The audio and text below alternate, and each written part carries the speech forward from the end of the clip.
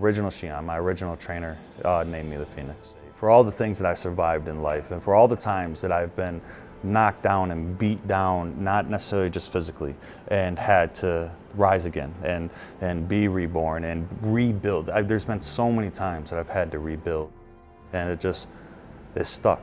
You know, it's been with me forever. It's, you know, I have a huge phoenix tattooed on me. You know, it's just very fitting. It's very fitting for what my life is, and it will be for the rest of my life.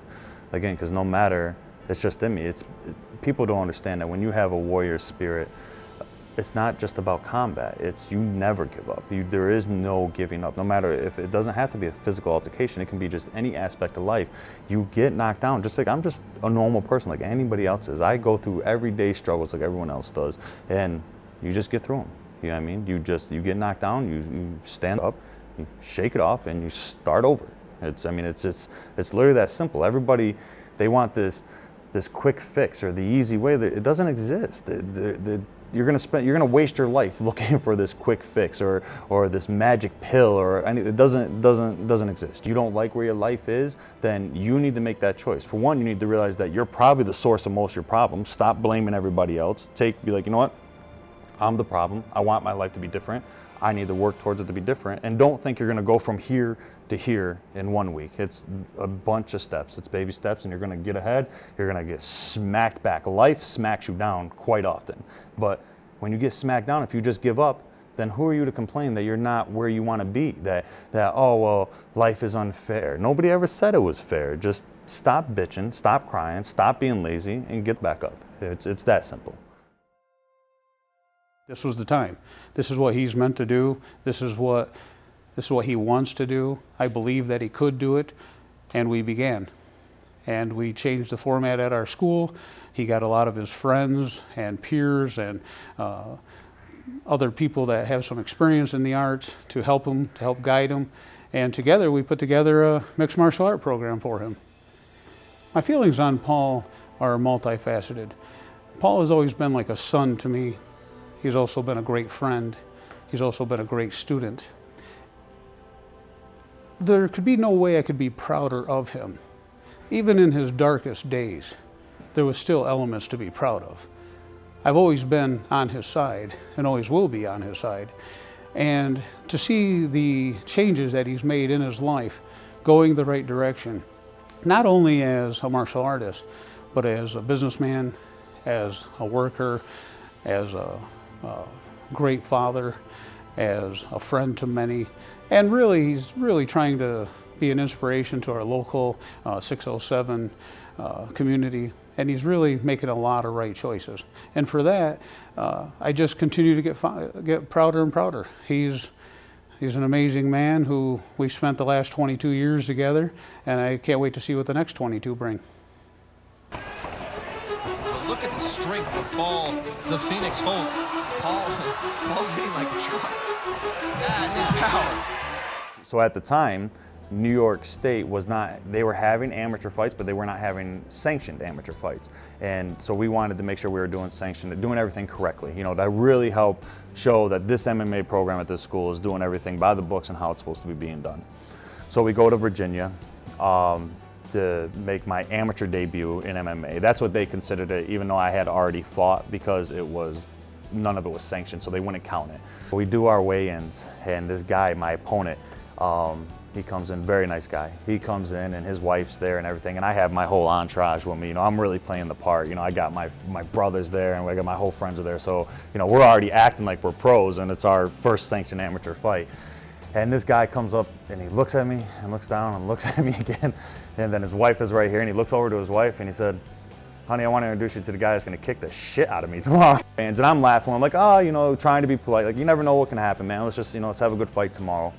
And so the next day we go and we have our fight, and they come out and they say fight, and I put this guy unconscious in 10 seconds. The next day we pack up and we didn't even fly down. You know, we're amateurs, so we drove down, and now we're driving back to New York. And by time we got back to New York, there was already just this huge buzz going about, even here, there was just this huge buzz about how quick I put this guy unconscious. And I wanted to fight their #1 heavyweight. So that's where my head was at. I was like, well, I don't want to climb to the ranks of these heavyweights. I want to fight the #1 heavyweight. So my Shihan, who also was my manager at the time, said, okay, I'll see what I can do. The sports commission would not allow me to fight as an amateur no more. They said, if you want to continue to fight, you have to fight as a pro, because they didn't want me to hurt their amateur fighters. So I did, I accepted it, not knowing that actually later on in our story would, in our journey, so to speak, would actually affect us in not a great way.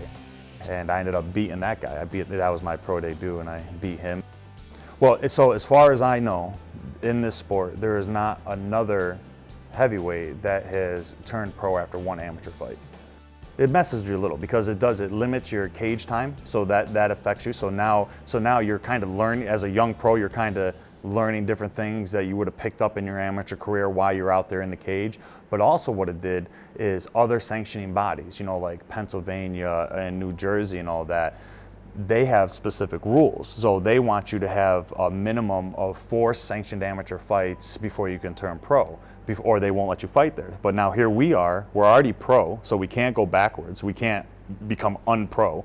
Pete at this time is my manager, and we're going back and forth with the sports commission because none of them want to allow me to fight in their state. So, and we're not trying to, nothing wrong with Virginia, but we're trying to move past Virginia. We've outgrown them. We want to fight in other states. My name is Pete. I'm Paul Holt's manager. I met Paul about 14 years ago.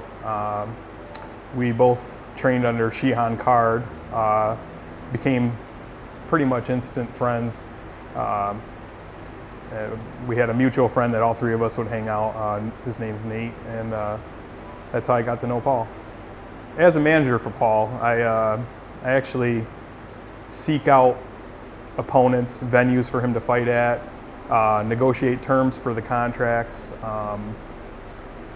set up hotel rooms, travel, pretty much everything from A to B to get ready to a fight, except for the actual training aspect of it. And I also, any kind of promotion and, banners, t-shirts, ticket sales, managing the money, making sure he gets his money, and that's about it. I mean, there really isn't, it doesn't sound like a lot, but the work involved is quite a bit. Basically what I try to do is take his mindset off of every peripheral aspect of the fighting except for the fight. And I consider him family. I don't see him as just somebody I know. He's somebody that's in my life. He's a part of my life. He's a brother, basically, if you want to boil it right down to one word. And we've had plenty of funny stories on the road. I'll say one. We'll re-elaborate on him being hurt. He was in a fight, and he got hit in the head quite a bit. Same move, overhand right, kept. So he said, Pete, let's go back to my room. I want to take an aspirin, put some ice on my face. I said, okay. So him and I, by ourselves, we go up to his room. We're in the elevator, and him and I just start laughing about why you keep blocking his right hand punch with your face. Why didn't you duck? And he was like, I know, why didn't I duck? And here you see a gentleman with, a big swollen right side or left side of his face, and we're laughing uncontrollably all the way to the hotel room. There's many other incidents. That one sticks out in my head quite a bit. I thought, and the way he took it, he took a loss and something that would almost devastate a fighter, we turned it into something funny, so. When I did my amateur fight and then was offered to go pro, I was under different management at the time. Pete was still a part of my team, but he wasn't actually my manager per se at that time. It was after I made my pro debut, I sat down with Pete as a friend, talking to him, not even, it wasn't even in my head at the moment to make Pete my manager. It was just through this conversation that he was part of my team, and Pete said, well, let me try. I think I can do it, and I think I can do it well. And being that we already had that relationship, and he was already kind of involved in the MMA industry because of, being a part of my team, it was the right fit. So that's kind of how it started. Not to say there wasn't a learning curve, but it was a learning curve for the whole team. We all Yeah. You know, even as a brand new team together, we all had to, you know, learn the industry together basically, and Yeah. it was, But there was you know, like one surprise after another, one conquest after another, and that's what it was. You know, Yeah, there that's was how we did definitely it. there was a learning curve, Yep. but you know what? But I love that we had to go through all that because now we're even more Right. knowledgeable. Who better to go through it with? That's right. Than friends. That's And right. If you don't, You know, and if we were just business partners, I Right. don't think we would have lasted. Period. No, I don't mean, think it would so have. either. It would have never. It was us together growing and loving the journey we were on, not necessarily just when's the next paycheck, when's the next big sponsor check coming in. It wasn't any of that.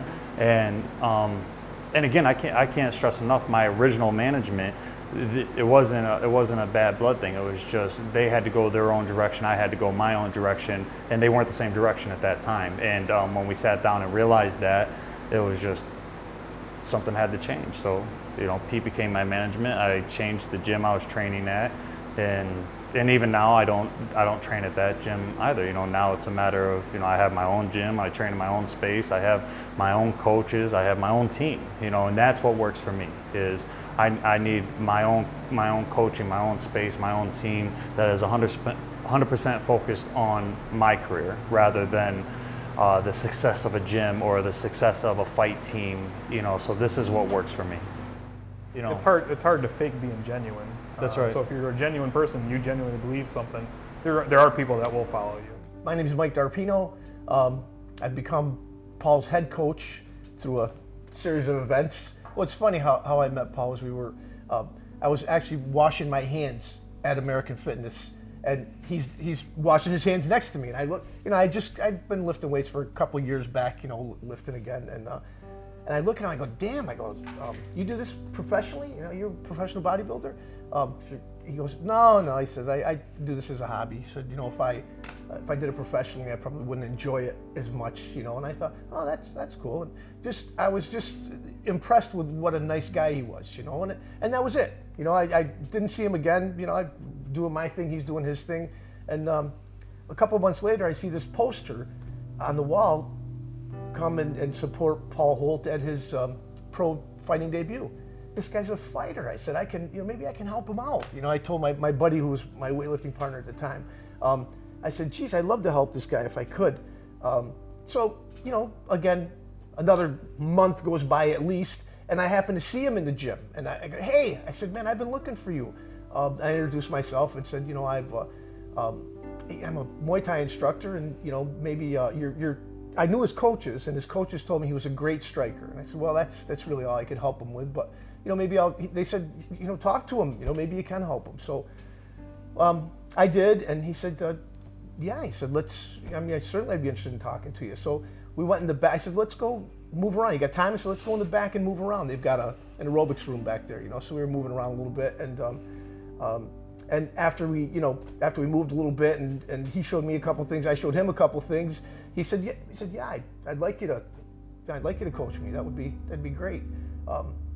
So at that point, I just thought, well, good. I'll help this guy's a nice guy. I'll help him, you know, a little bit with his striking, and you know that'll be that. You know what I mean? And then it kind of evolved into getting more involved, getting really involved, and then we ended up clicking really well. And geez, that was over 3 years ago, and I've become his head coach, and that kind of evolved, you know, over the years. What happened? What's funny, because what happened was I started training him, and we started working on the focus mitts and the Thai pads, and Paul was getting it so quickly that he was hurting me. You know, I mean, I'm holding the pads, and I go home, it's like my shoulders are hurting, my elbows are hurting. You know, I said, geez, this guy's hitting too hard. So I called Jerry, because Jerry and I trained together, and I knew that you know, Jerry's a lot younger than I am, and I said, yeah, Jerry, I got this guy, man. He's a heavyweight. This guy moves like a middleweight. He's amazing. But I need your help. I said, I can't hold for him anymore. I said, it's too freaking hard. So Jerry came up and met him, and kind of that's how you got introduced to Paul, right? Yeah. Mike called me and said, you got to come up here. I need a hand with this guy. I want you to see this guy. And I'm like, wow, all right. You know, I haven't really been training in a long time, and I'm thinking, you know, well, all right, you know, I'll give it a shot. I didn't know what to expect. I wasn't envisioning Paul by any means. You know, I didn't even want to go there, I guess, but I did. I went and I met Paul, and I held for him that first day, and you know, it worked out good. We kind of meshed. I mean, our speeds kind of just came together, and timing was on, and everything. It worked out really well, and he very easy to talk to. I mean, he wasn't like you know, some guy who thought he was the best thing on the world, you know. And we kind of connected, and that was kind of our first bonding time. And after that, every time that we got together, we held, and like I held for him and he did his combinations. It just like, it was so fluid and we were flowing so nicely. I mean, it was just a no-brainer, man. And his speed and agility and the way that he moves, you know, I knew that this was not your normal individual, you know. I know that when God gifts people for certain things, there's a reason. Well, yeah, I couldn't agree more. You know, one of the things that makes it easy to work with him is how coachable he is. You know, you just, you know, he'll say, okay, you know, Jerry will say, you know, do this combination, and he'll say, Coach, this isn't working, and I'll watch and go, oh, you just have to, you bring your foot up like this when you do that, and then step this way, and I'll go, oh, perfect, bang, and he's doing it. That's one of the things that I told Jerry in the beginning. I said, this guy can fight. He knows how to fight. We just need to give him a few more tools. You know, if we teach him how to move the way we move with the tools we have, don't worry, he can do it. And it's funny because finally that last fight, it clicked with Paul. It's like, I'm just fighting.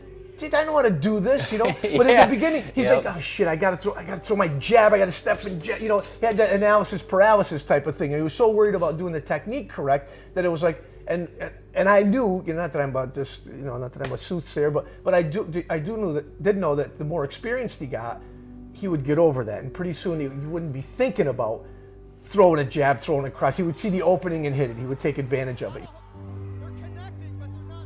With Paul, everybody trains to take him down because they look at him and they hear how he hits, and they've heard that he knocks guys out in 10 seconds, and you know, he bloodies guys up like nothing. They don't want to fight with him. You know, they don't want to kick, they don't want to punch. They want to hug him, get him on the ground, and see if they can somehow submit him on the ground. So, but Paul's open to everything. Paul's open to you know, different styles of martial arts. You know, when we're not training for a fight. When we're training for a fight, it gets kind of like work. You know, it does get a little taxing. You know, you're working. It's like, no, let's not change anything like that. Just do this. Let's just work this and this and this, and that's all we do. You know, when we don't have a fight, it's nice. You know, we can you know, just add some different elements to it, mix some different arts in there, and have some fun actually training rather than having the intensity of, you know, we got to go like hell for 5 minutes, right? You know, minute rest, 5 more minutes, minute rest. I don't care. Just do jumping jacks for 5 minutes. You know, I don't know what we're gonna do. And jump up and punch me. You know?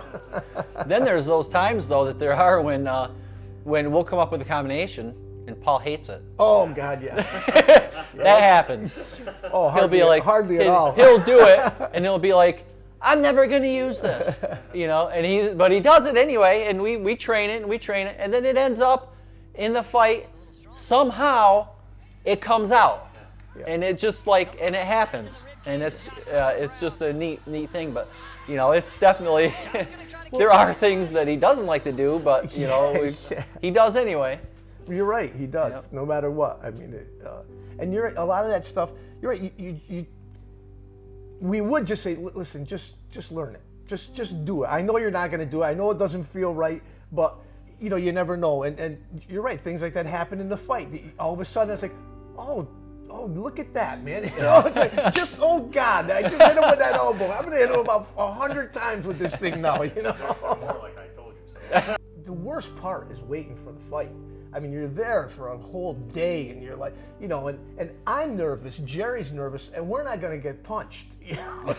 So I mean, you know, even doesn't matter how big, how strong, how good you are, how hard you've trained. You know, these doubts just creep into your mind, and you're worried the whole time, and it's so much stress. Jerry calms him down in that way, you know, gets him ready for the fight. You know, go ahead and you could.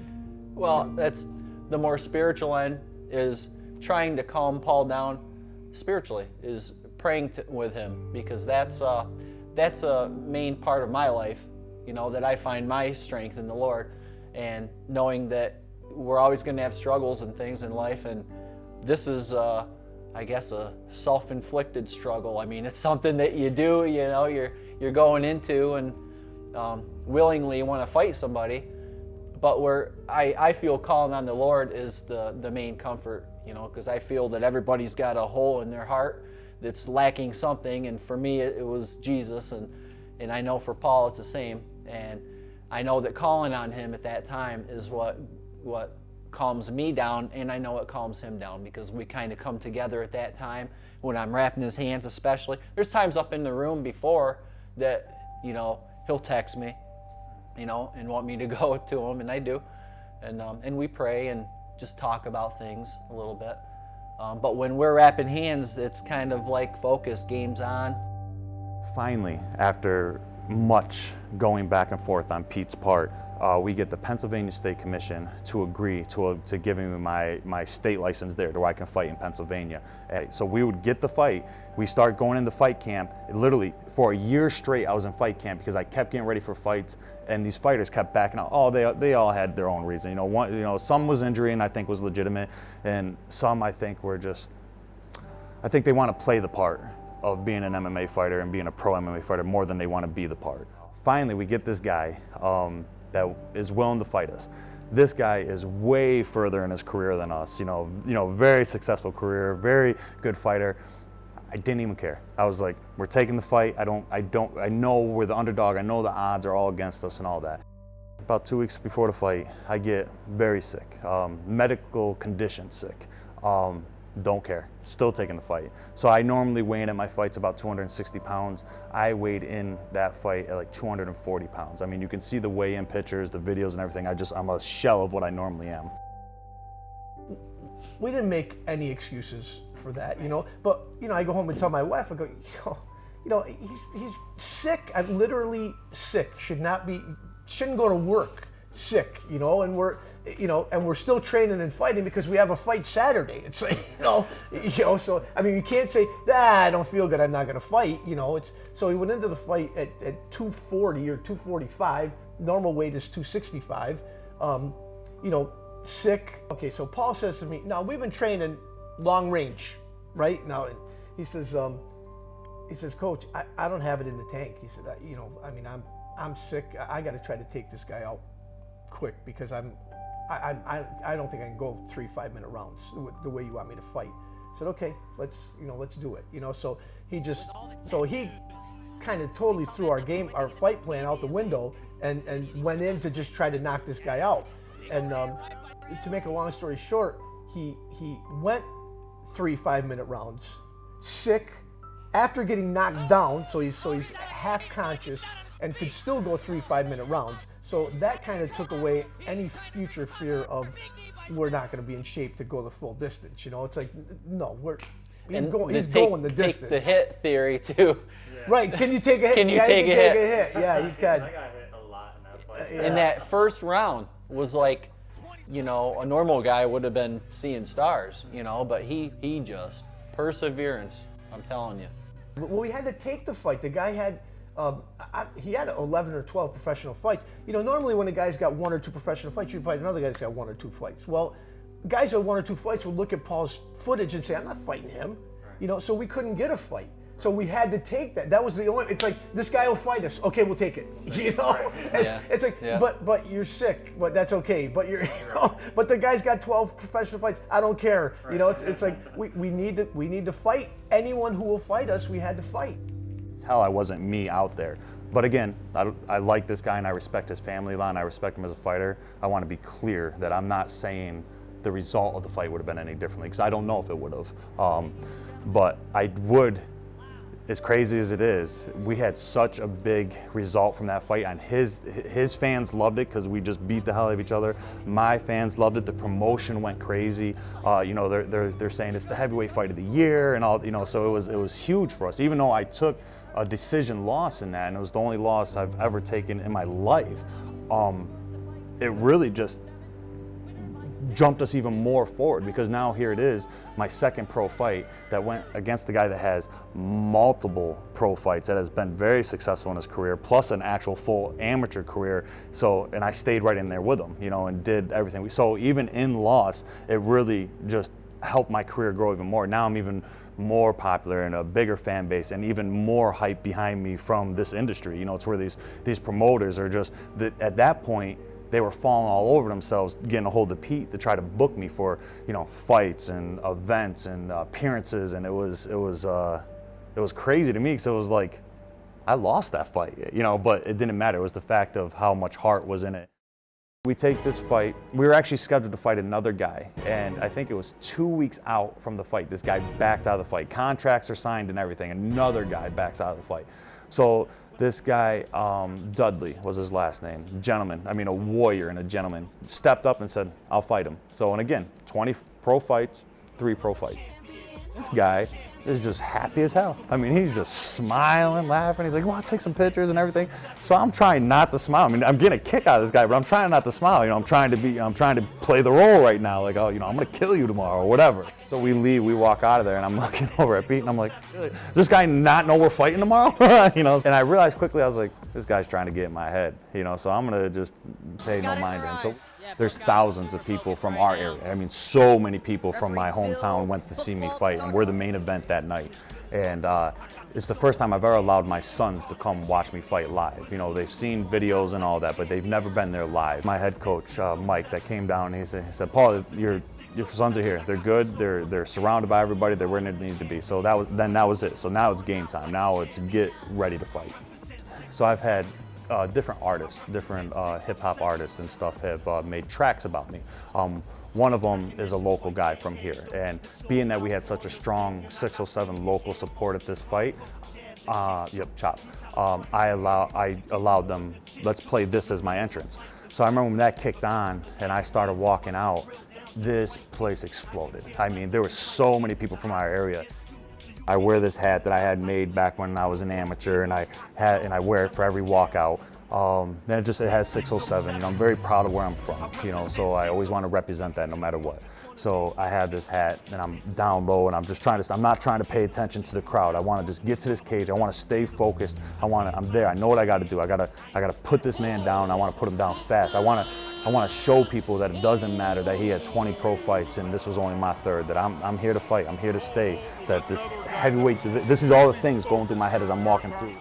I get in this cage and we start fighting, and I'm injured. I'm already injured from the fight camp. I got an injured knee, I got an injured ankle and all that. And we're starting to move around a little bit, and he comes in, he's trying to grapple, and almost immediately grabs my bad ankle. So I'm like, you know, so I had to react to that.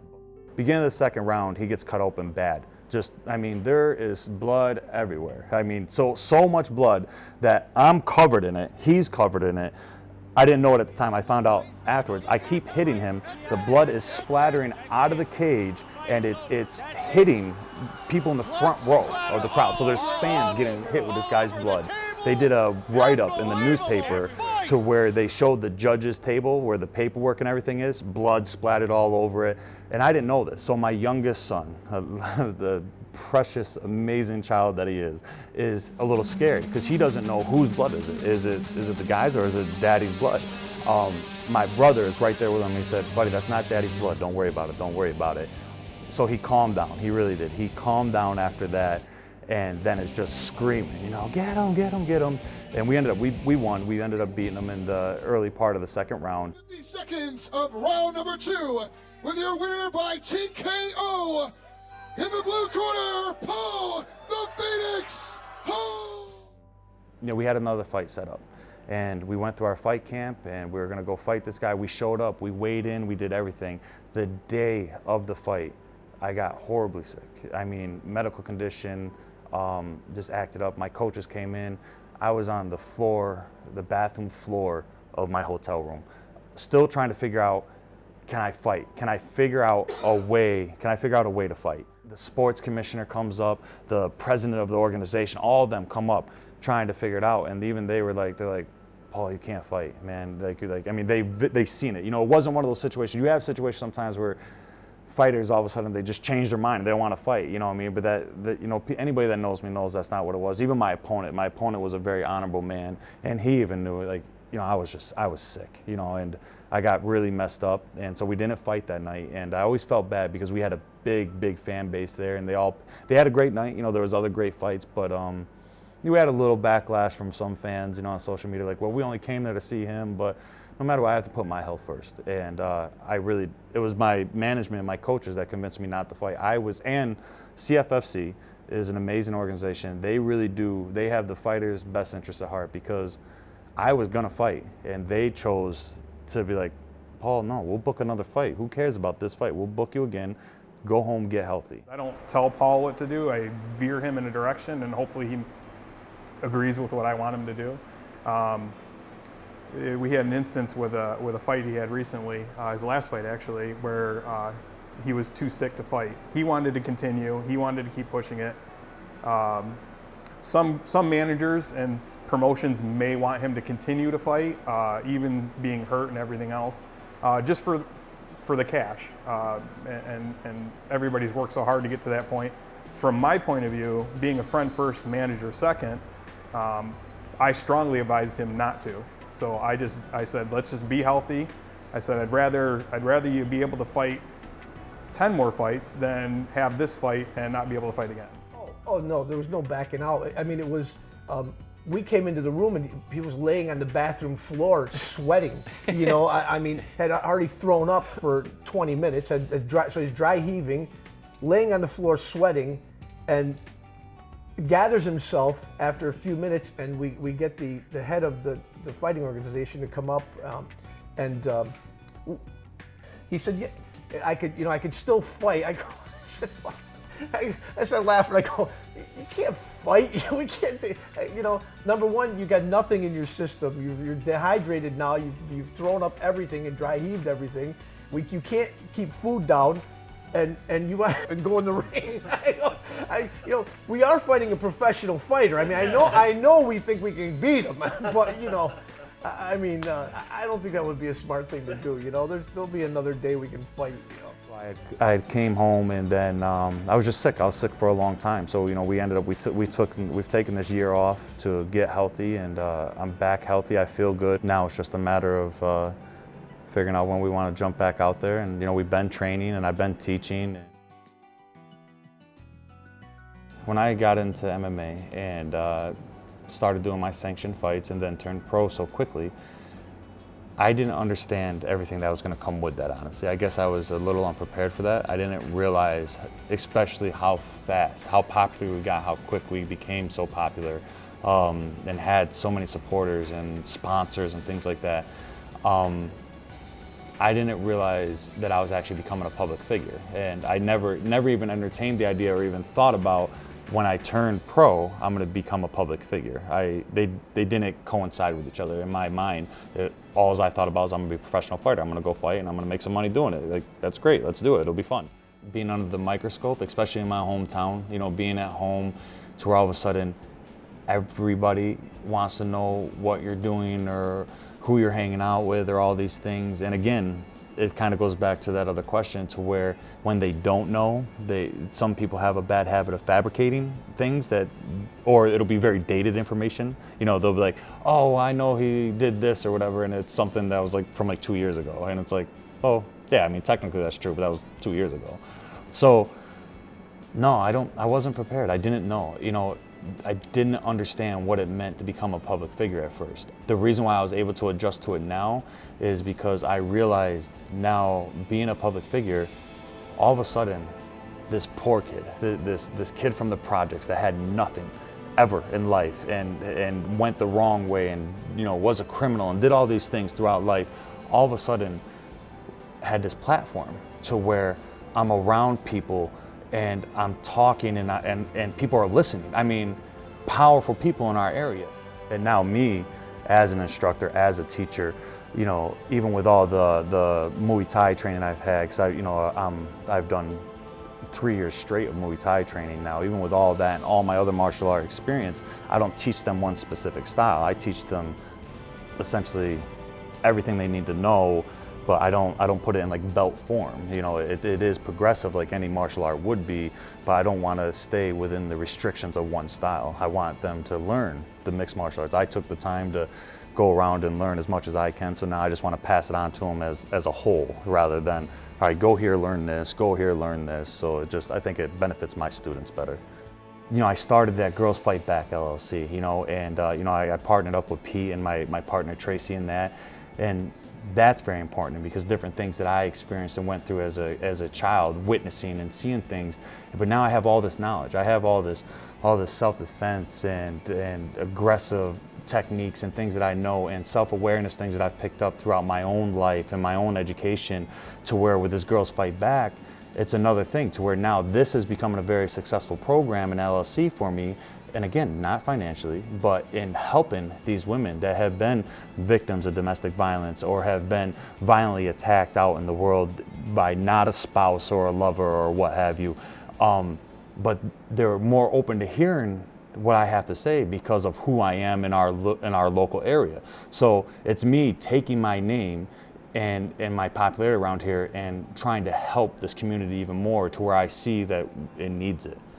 With this platform, I'm more happy to have this platform that I have now than I am about being a pro fighter, is because I can affect people's lives. I can all of a sudden help these kids, these troubled youth that are growing up the way I grew up, and they're headed down the path that I'm headed down or was headed down, and they can relate to me. They can look at me, and to them, they're like, oh, you know, it's Paul the Phoenix Holt, so they'll listen to me maybe more so than what they'll listen to their parents, and I can try to teach them that, show them by example that they can be the exception, not the rule, that they don't have to be a product of their environment, that through hard work, there's other ways, but they got to go against the majority, because remember, these kids that are in these situations, the majority in their situation is dealing with crime, is dealing with the wrong choices, is dealing with dropping out of school, doing all these things. So, but if I can teach them and show them to be strong enough to go against the majority and do what you love and do what you know is right, you can be successful in any aspect of life. And when I say successful, it's very different than what some people do.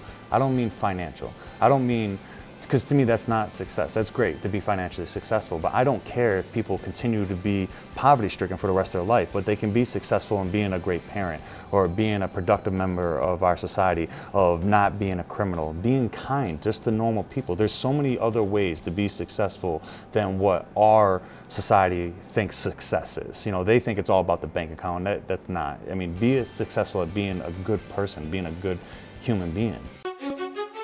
But look at the strength of Paul the Phoenix Holt. Paul's hitting like a truck. That is power. I show the slightest bit of mercy when I step in that ring. I hope they trained you how to dance toe-to-toe with a king. This ain't a game, I'm the one your people warned you about when they said I'm not the one you should doubt. Paul Holt, I'm not your average trust. I'm a savage, divorce amongst my fists, then your face form a marriage. Not me mad. Next time you sleep, I'll sing that symphony. No mystery to pinpoint the smell. That's victory, I'm built to destroy and break them down. You heard of me. Once the Phoenix rise, I'm leaving that ring burgundy. Body laying motionless, feeling extreme hopelessness. A beast in that ring, cold-hearted, emotionless. Heart of a warrior, tough as a ton of bricks. This is it, ribs broken, his cranium splits. Binghamton up in this bitch, 607. Now who? Watch the temperature change when I'm in your presence. So when you hear my name associated with pain, these ain't just words, this is far from a game. What you know about me? I shed blood, sweat and tears, heart of a king. What you know about me? Never retreat, never surrender in the ring. What you know about me? It ain't over till it's over. I'll be the last one standing. What you know about me? I'm the one you need to worry about. Understand lifestyle in my blood and veins, to say the least. Never retreat, never surrender. I'm a beast, I feast on competition. Hustle for my position, I swung my way to the top and I never bow to submission. This is last man standing, the fittest will survive. That ring is the air I'm breathing, my striving keeps me alive. Undisputed mind state, I break them to half size. Paul Holt, you can see there's no mercy in my eyes. That applies to any stepping contender. So it takes a heart of a warrior.